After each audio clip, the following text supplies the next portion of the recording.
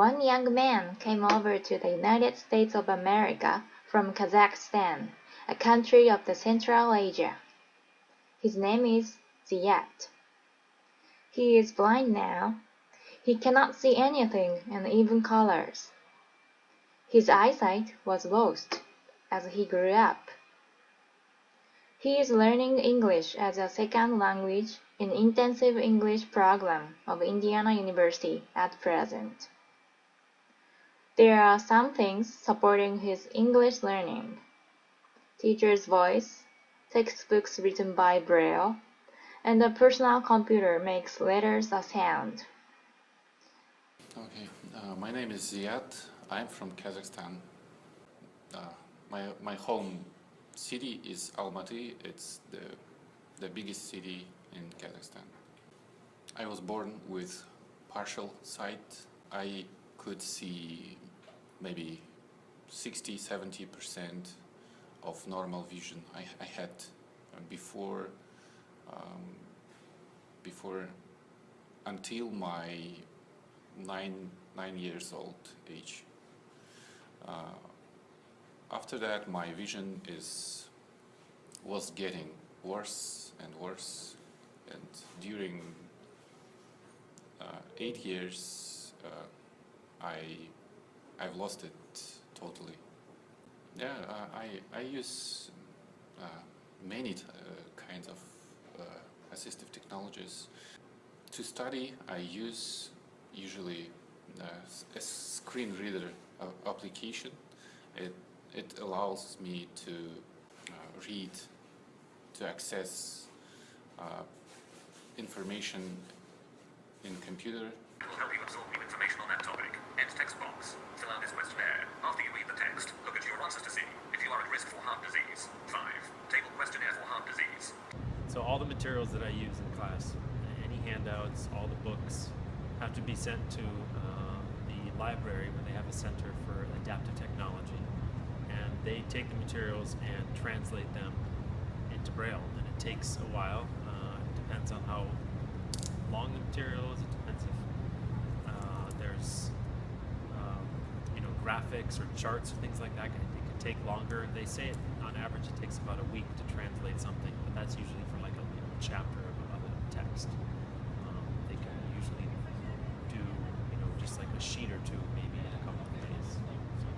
A disability service coordinator in Indiana University, Dorothy Leonard, states assistant technologies for students with visual handicap.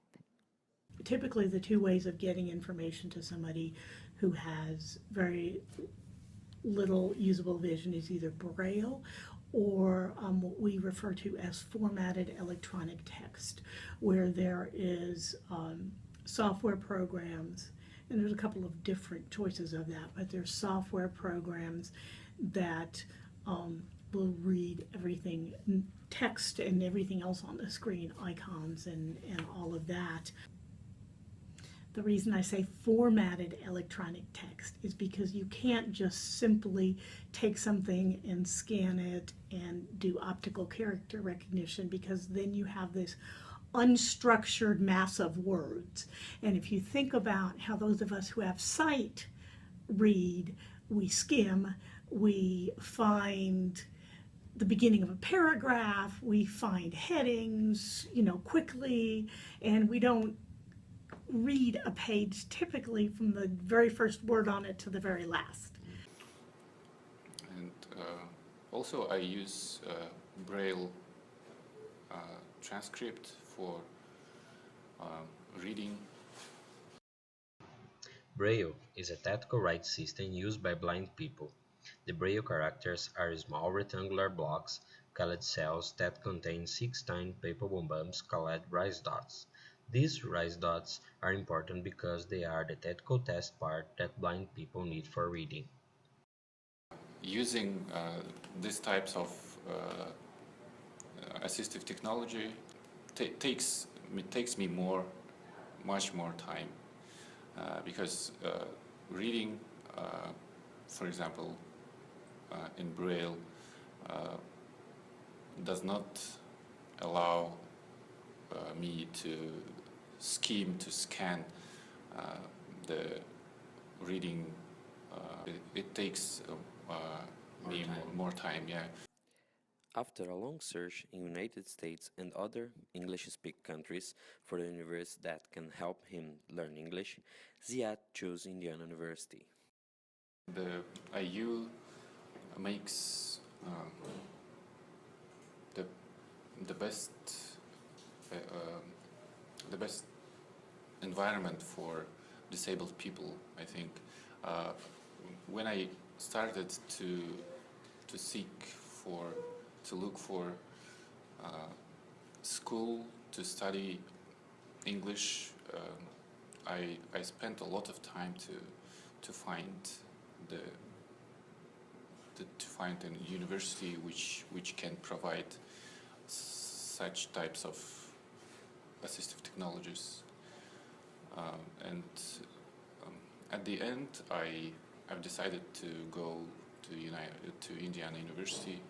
We provide orientation and mobility training, and that's a specialized profession where folks are trained to work with people who are blind in how to get around. And it actually, I think of the term orientation and mobility. The mobility piece of it is just generally learning the skills you need to get around, how to use a cane effectively, how to remember what routes you're going, and just sort of the general strategy for how you get around when you're blind. And then orientation piece of it is